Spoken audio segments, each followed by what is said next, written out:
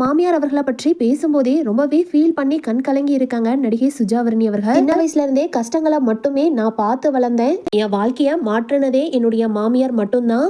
நடிகை சுஜாவரணி அவர்களுக்கும் சிவாஜி வீட்டுக்கு வாரிசுக்கும் எப்படி காதல் மலர்ந்துச்சு, இவங்களுடைய காதல் எப்படி திருமணத்துல வந்து முடிவடைஞ்சிச்சு அப்படிங்கிற எல்லா சுவாரஸ்யமான விஷயங்களையும் இந்த வீடியோல பார்க்கலாம்.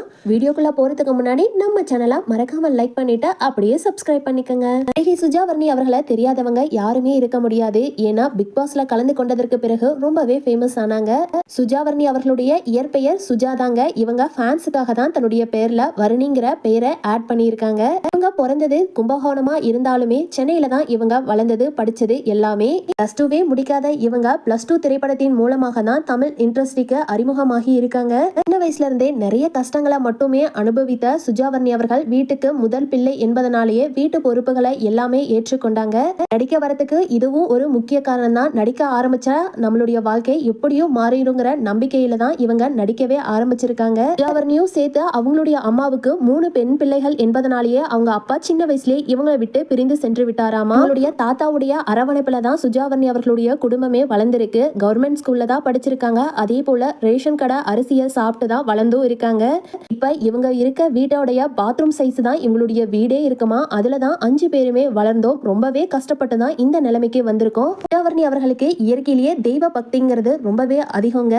சுஜாவரணி அவர்களுக்கு தெய்வ பக்தி ரொம்பவே அதிகங்க. ஆடி மாசம் அம்மனுக்கு ஆரம்பிச்சு புரட்டாசி மாசம் பெருமாள் வரைக்குமே எல்லா விரதத்தையும் தன்னுடைய கணவருக்காக இருப்பாங்க. அதே கடவுள் தான் இவங்க 2 பேத்தையும் சேர்த்து வச்சதுன்னே சொல்லணும். இவங்களுடைய காதல் முதல் முறையா 2007 ஒரு கோவில்ல தாங்க ஃபர்ஸ்டா ஏற்பட்டு இருக்கு. முதல் சந்திப்பிலேயே காதல் மலரா. ஆனா சுஜாவரணி ஏழ்மை குடும்பத்துல பிறக்க அதனாலேயே பின்வாங்கி இருக்காங்க. இதெல்லாம் நமக்கு ஒத்து வராதுன்னு. ஆனா சிவகுமார் அவர்கள் சுஜாவரணியை தான் கட்டுவேன்னு துரத்தி 12 வருஷமா லவ் பண்ணி இருக்காரு. ஒரு டைம் சுஜாவரணி அவர்களுடைய வீட்டுக்கே போய் அவங்க அம்மா கிட்ட எனக்கு பொண்ணு தரீங்களான்னு உரிமையோட கேட்டிருக்காரு.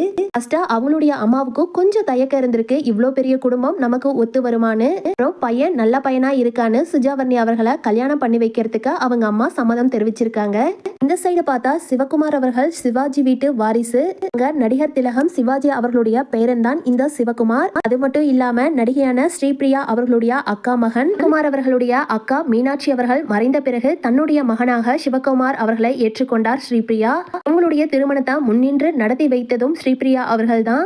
முதல் முறையா தன்னுடைய சித்தி கிட்ட தன்னுடைய காதலை சொல்றதுக்கு ரொம்பவே பயப்பட்டிருக்காரு சிவகுமார். அதுக்கப்புறம் ஸ்ரீபிரியா அவர்களுக்கு இவங்களுடைய காதல் பற்றி தெரிய வரவே இவங்களுடைய காதலுக்கு பச்சை கொடியும் காட்டியிருக்காங்க.